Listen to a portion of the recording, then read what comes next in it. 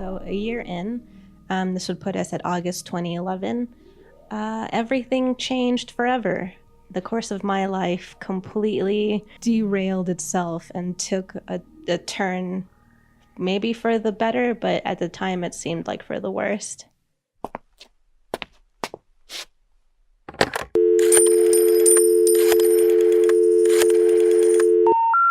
The number you have dialed has been changed.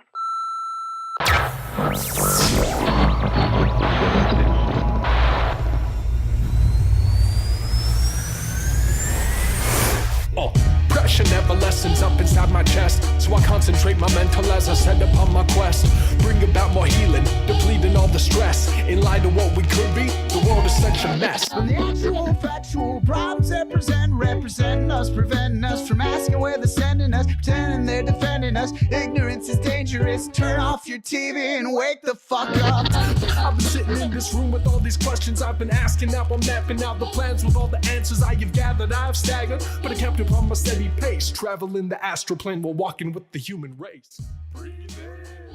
Hey everybody, thank you so much for clicking on over and listening to this podcast. I am your host, Jared Ortega. And I'm Laila Karabash. And today we wanted to just give you a little bit of backstory about how it is we came to create this podcast and why we're so invested in Earthship building.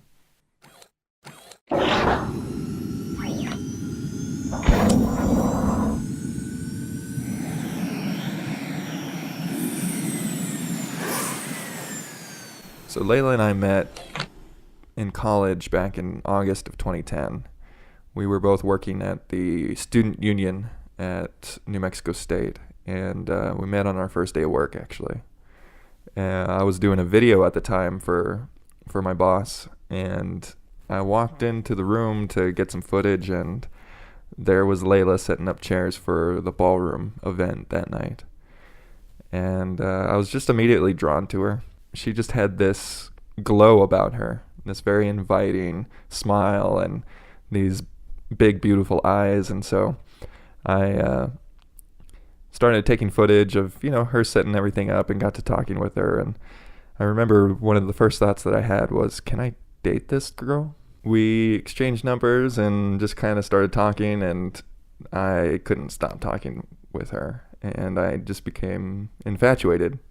Yeah, it was, tumultuous is an understatement, to be honest, because that was a whirlwind of a period in my life. My relationship with my then 4-year-long boyfriend from high school was ending, and that was very difficult to handle. And then one day, on my first day at work, I end up shaking hands with this blue-eyed, blonde-haired, beautiful boy, and thought to myself, oh no. Oh man, I don't need one more thing on my plate right now. He was very persistent, and I wasn't necessarily putting much effort into my other relationship, and that kind of ended up falling by the wayside, and so we ended up as a bonded pair. Yeah, pretty much 8 years later, and we're still together. The first year I was going through EMT school, and I found out shortly after meeting her that she has a congenital heart condition. So I was born with tricuspid atresia, which is a congenital heart disease or defect. And it's something that I have pretty much been battling or persevering through my whole life. It was kind of always in the background. It wasn't necessarily something I openly offered to anybody or talked about very much, or at the time really took care of. It was very lucky to end up with somebody who was medically savvy and interested. For those people that are listening that don't know what tricuspid atresia is, what are the symptoms? Most normal human hearts have 4 chambers. You have your right atrium and ventricle and your left atrium and ventricle. And I was born without a tricuspid valve, which is the valve that goes from your right atrium to your right ventricle, thus leaving me without necessarily a right ventricle. So I pretty much had like 3/4 to half a heart, I guess. I ended up having surgery at 3 months old. And that got me to another open heart surgery at 3 years old. One of the big symptoms of a baby with heart disease is they become blue, hypoxic.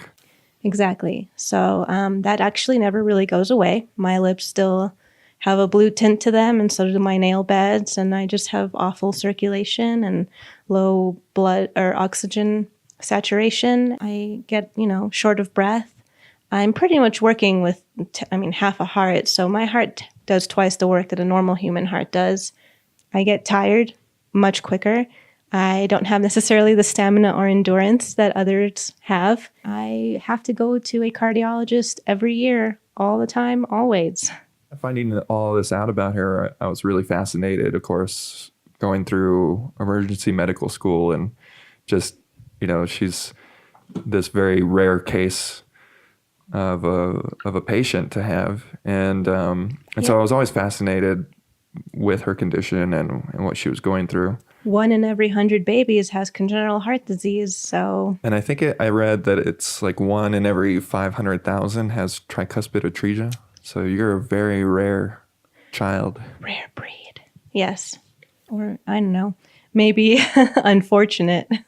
Well, yeah, to think that just even 50 years earlier, the surgeries and the medical technology wasn't as advanced. And so really in the last 30 years probably is when they started developing techniques to be able to save children with congenital heart disease. And so you're one of these first batch of people that has this condition and has survived through childhood and into adulthood with it.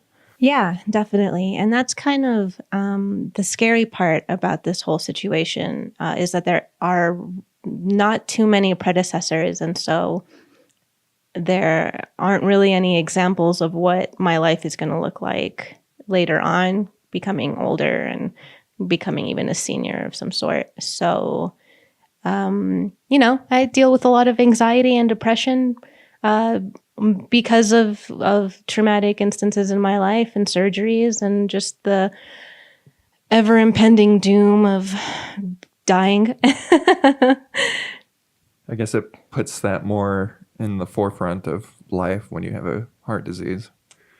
You're kind of always faced with it every day, right? Right. But in the same token, and just to put like a more chipper disposition on it, you kind of just assume that this could be your last day. And so you're more grateful and you try and be more aware of everything. And life just has so much more meaning to it day by day.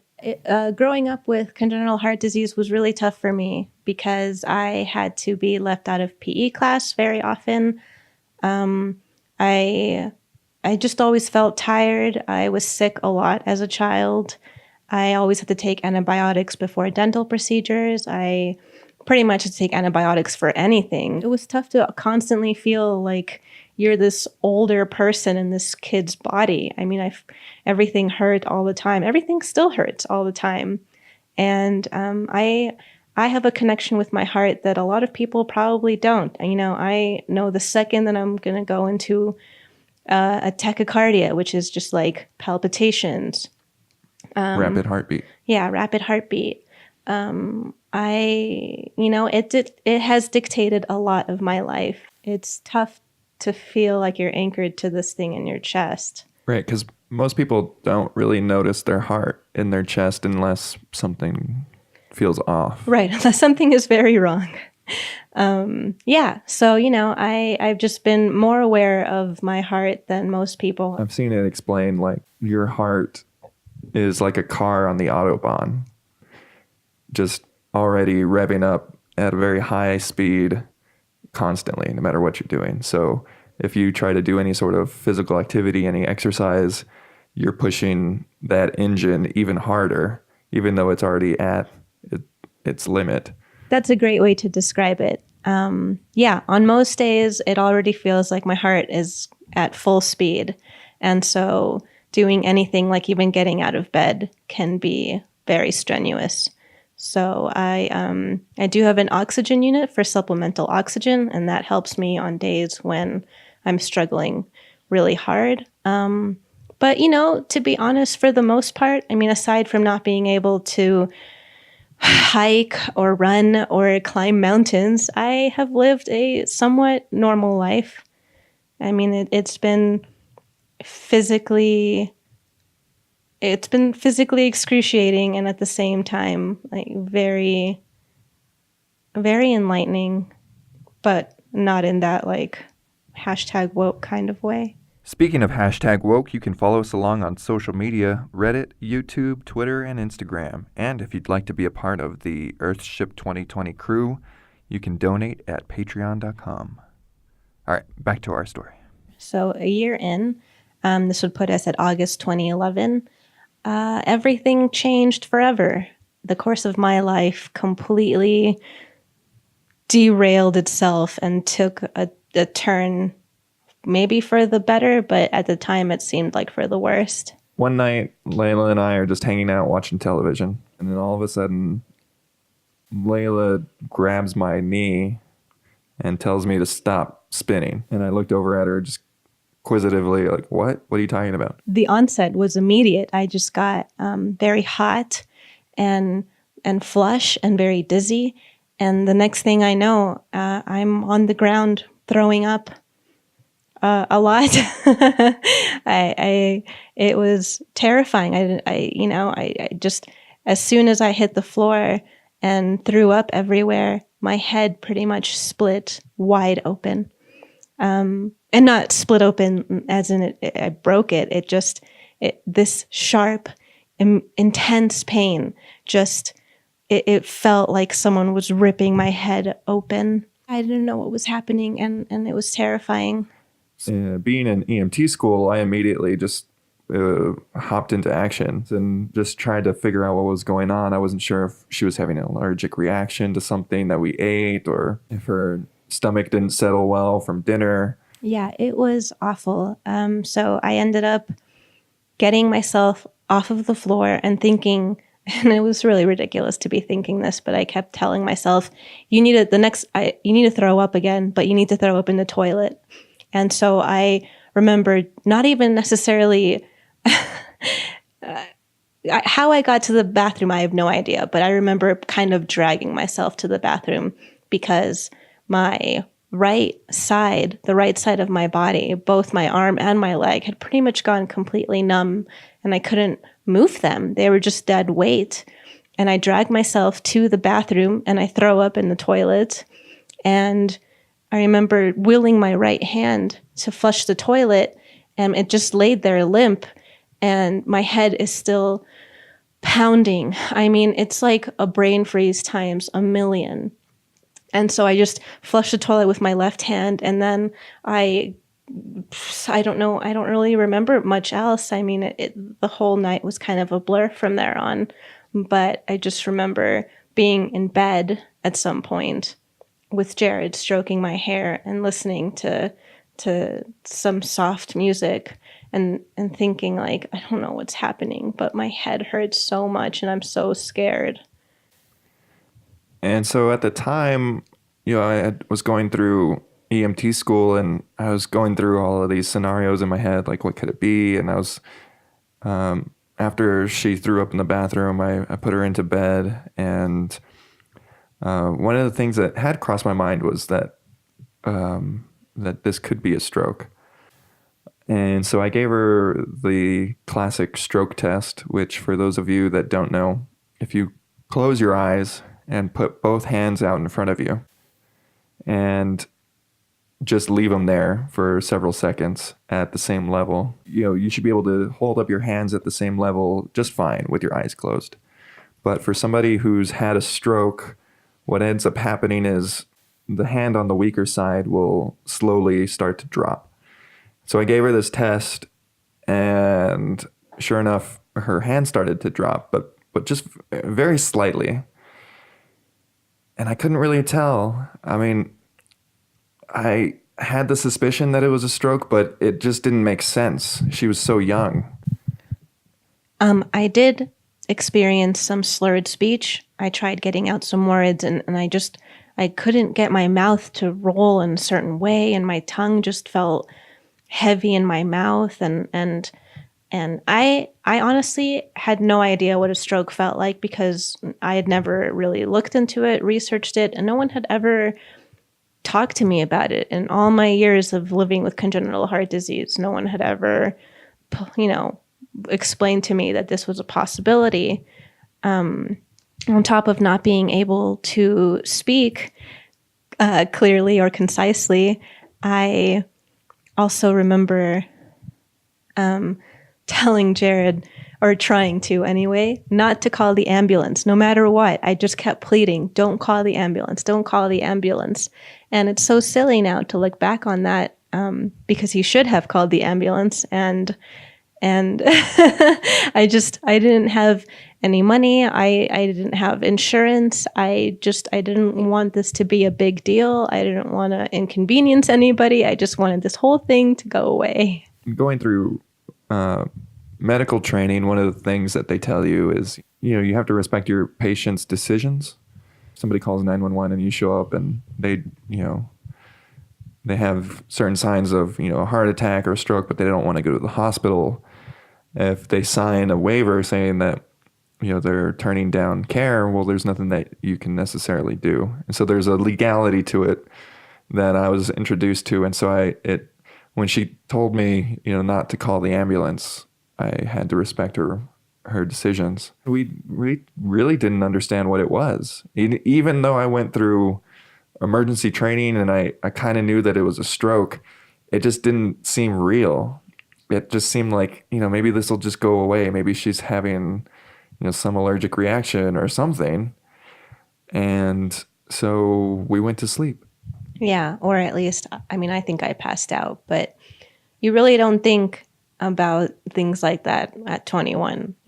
Strokes are something left for people in their 50s or 60s, or I don't know. It just all seemed like a really bad dream. But the following morning wasn't much better, to be honest.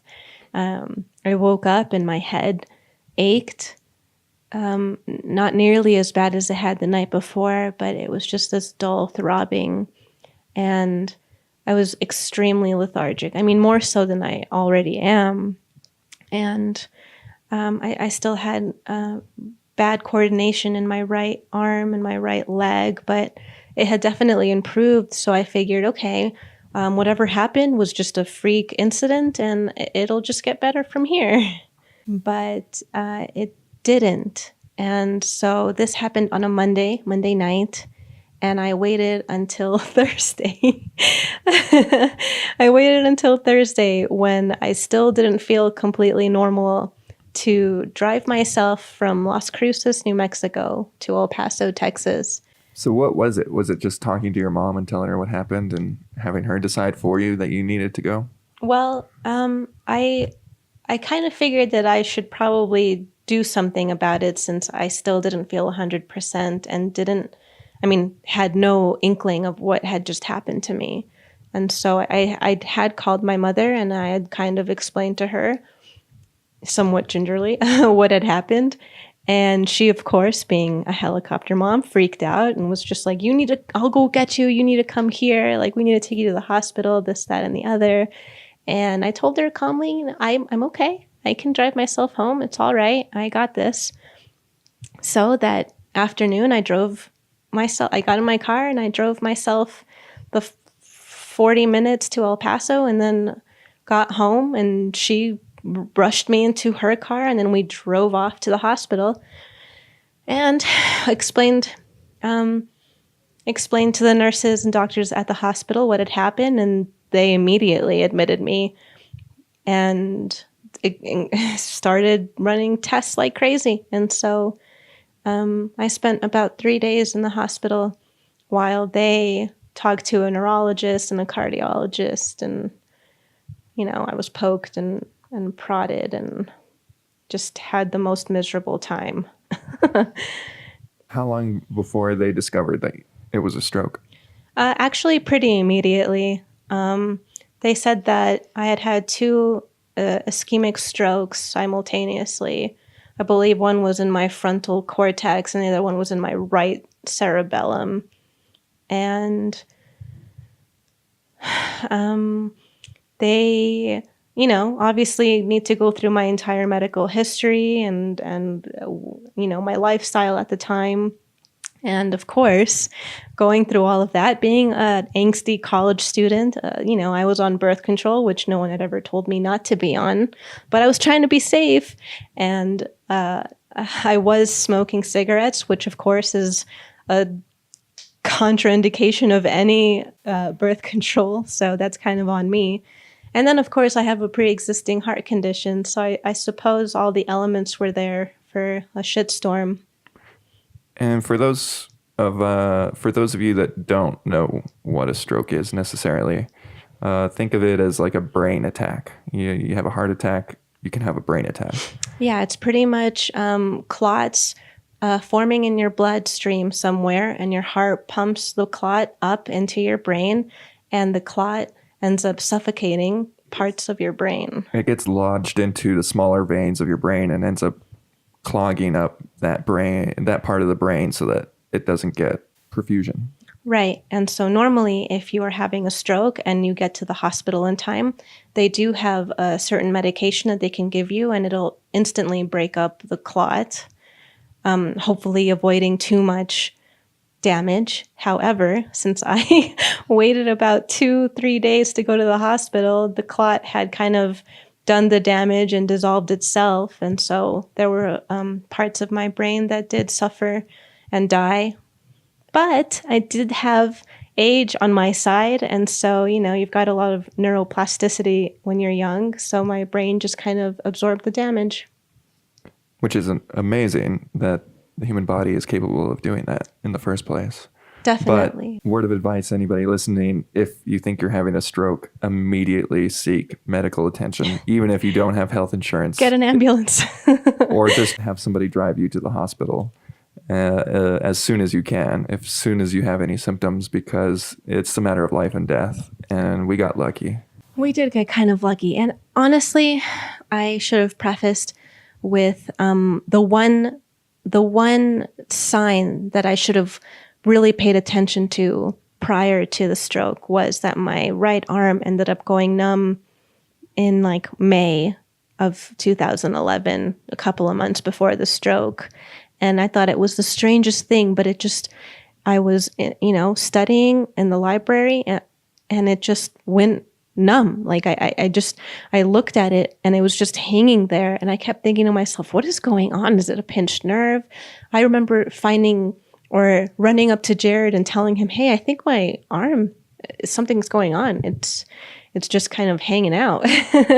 And, eventually I regained mobility. And so I just kind of brushed it off, but that should have been some sort of indication that something else was coming. I didn't really suffer any long-term side effects from the stroke. I pretty much got my articulation and speech right back. And the only minor incident was that I had to kind of relearn how to write. And that was a kind of an interesting experience because it was like I was a whole different person after that. Well, yeah, so your handwriting changed. It did, yeah. I didn't have the same dexterity or articulation in my right hand. And so it really was just like a different person writing for a while. A whole new signature. Yeah. I couldn't have that like up and down motion when you write in print. Lifting the pen. Yeah. It was just easier for me to do cursive, just one like fluid motion. And that's kind of how it still is today. Aside from that, I just live with the leftover anxiety and depression. It definitely changed my perception of life to have something like that happen, because from there on, I pretty much had PTSD. Everything was the next stroke. It completely like immobilized me and paralyzed me, and I don't know. It was a very terrifying experience, and it left me very anxious and depressed and constantly wondering, oh my gosh, is it going to happen again? And more than that, like when? So I was going to a Coumadin clinic where they would test my INR, and that's just the amount of time it takes for your blood to clot. And when we moved to Austin, I figured, well, I think I'm okay. Like I'm 23. I know what to do with myself. I know how to live my life. I don't need a doctor right now. And so I put that on the back burner. But of course, as life would have it, I ended up experiencing some numbness in my right arm shortly after starting a job and freaked out. And of course, decided, okay, maybe I do need to go back to a Coumadin clinic. And so I did. Transferring over any medical records is a fucking bitch. It's horrible. And and it took forever, and the process is just painstaking, and they never actually do it right. Went to see this doctor. He did all, usual tests. And then at the end told me, so with your congenital heart disease and the surgeries that you've already had, it's probably in your best interest to have another open heart surgery to correct the procedure that you had when you were 3. At the same time that this is happening, I also get a phone call from my from my wonderful father, who is quitting his job and is leaving me without insurance. Basically says, hey, I don't like my job. I'm quitting. You're not going to have insurance. Figure it out. Click. And that basically started a whole other journey for me. Yeah, so to have all of that kind of thrown on us within a week span was a lot to take in. And it was, extremely heavy to try to figure out what direction do we go in.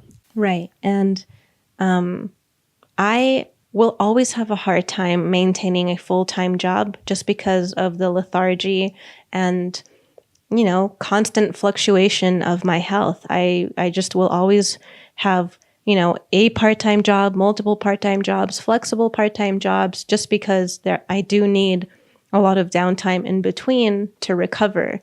And there are some days that you just can't get out of bed. Right, exactly. And so, getting insurance through a full-time job is just never going to be an option for me.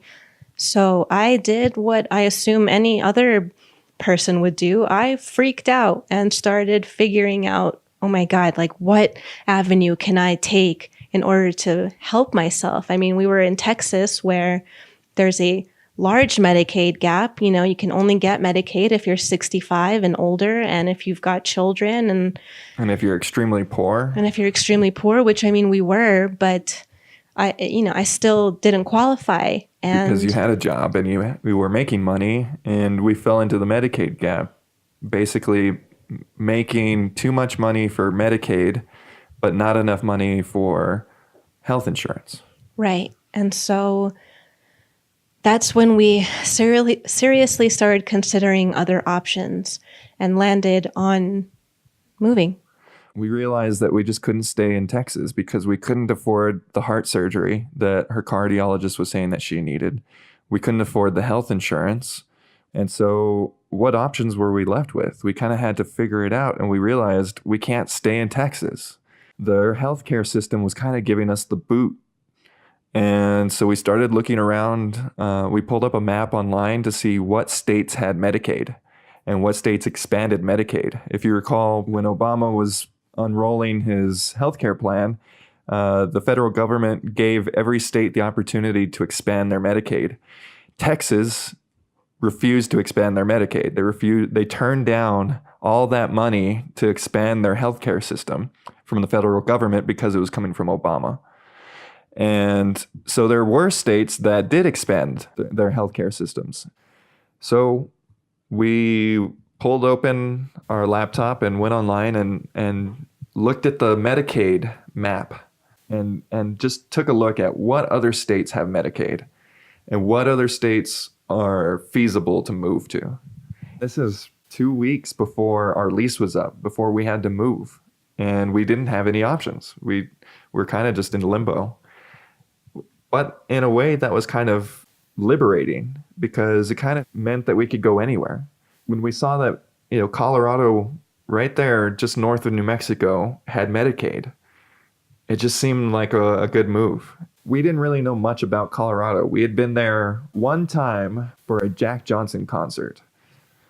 And so we came back to Austin, and it just we forgot about it until we were looking at this Medicaid map and realized, maybe Colorado wouldn't be such a bad choice. And so then that led us to the second question, which was, if Laila needs heart surgery, who is the best doctor to see for this particular surgery? Who has the most surgeries under their belt? Which, if you have any sort of medical condition and you need surgery, that is one of the first things you need to do. Go online. There are plenty of resources that will tell you which doctors have the most experience in any particular surgery. One of the resources we used in order to choose Colorado as our next place to live in was the Adult Congenital Heart Association website. That is achaheart.org. And they basically have every state lined out with all of the doctors and practitioners there and what hospitals they work at. And then on top of that, it'll list how proficient these doctors are, what qualifications they have, how many surgeries they've done, and all other sorts of information. And so, of course, looking at Colorado, I ended up finding one of the best cardiologists in the Southwest region, or I suppose it's the West region, but he had one of the most tricuspid atresia surgeries under his belt. And I figured, oh my God, this is a sign. Like, I have to go there now. So that combined with the fact that they expanded their Medicaid. And we had just been there a year prior and had fallen completely in love with the beautiful scenery and the legal marijuana. And so 2 weeks before our lease was up, we made the decision just to jump ship. We were medical migrants and that we had to leave Texas for Denver, Colorado. We just kind of trusted that if we made this decision and we went there, that we would be able to figure it out when we got there. Right. And so in those 2 weeks, we rented a U-Haul, packed up everything, said goodbye to our amazing friends in this beautiful city, and left at 3 a.m. with our little kitty and took a 17-hour road trip all the way to Colorado. I ended up having an amazing doctor. When we explained to my cardiologist, how we had moved there and why we had moved there, she was flabbergasted. She couldn't believe that my previous cardiologist was so surgery happy. She figured that open heart surgery was one of my last options just because it's so extensive, it's very intense, and it's exhausting. And she said basically that they were going to try and do anything it took before surgery. Open heart surgery was the last option. And that was really comforting because I don't know about you guys, but that sounds really terrifying.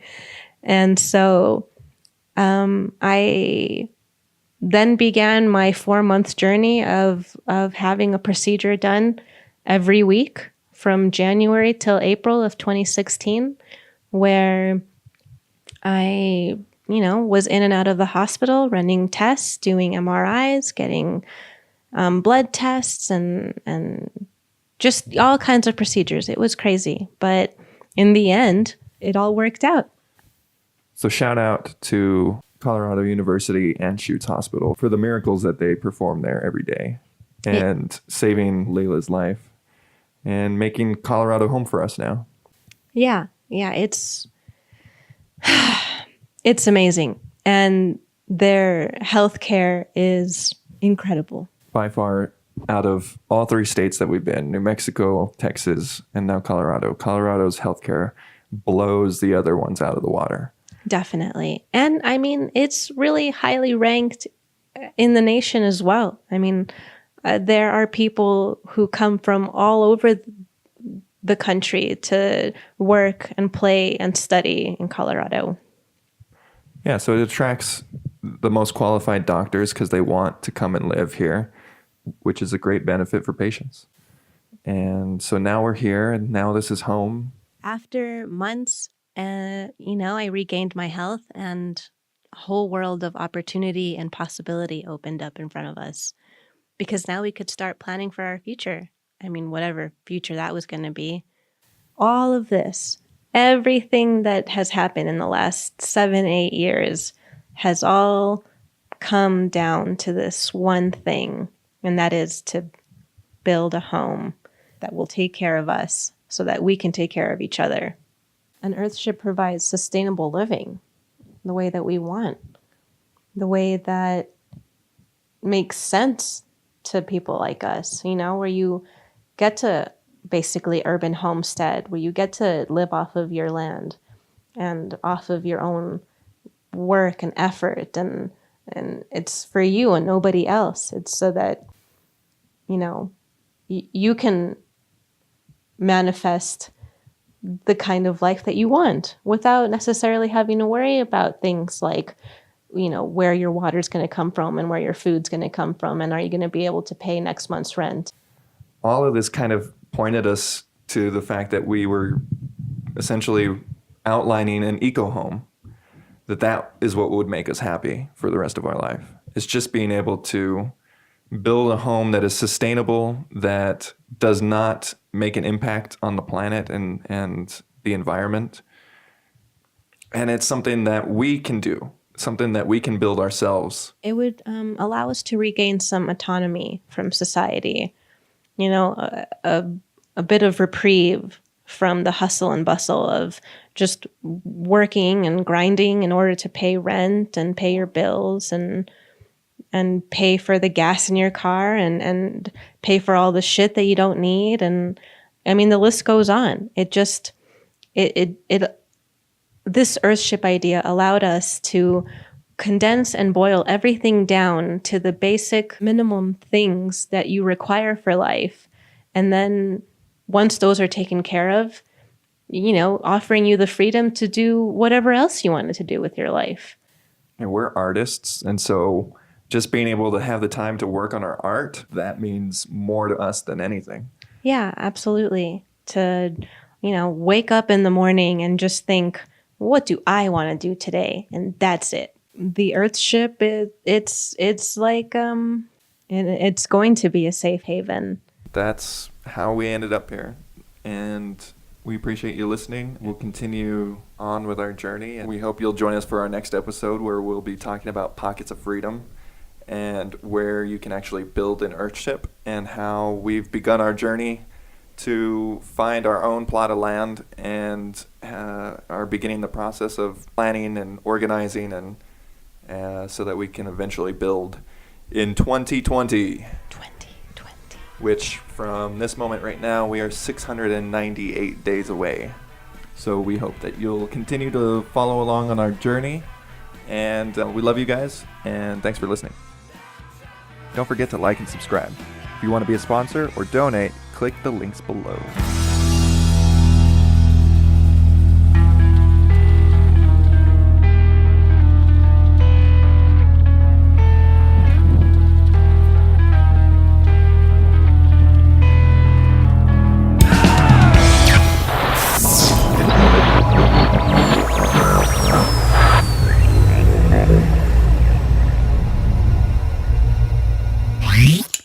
We're sorry, the number you have dialed is not in service at this time.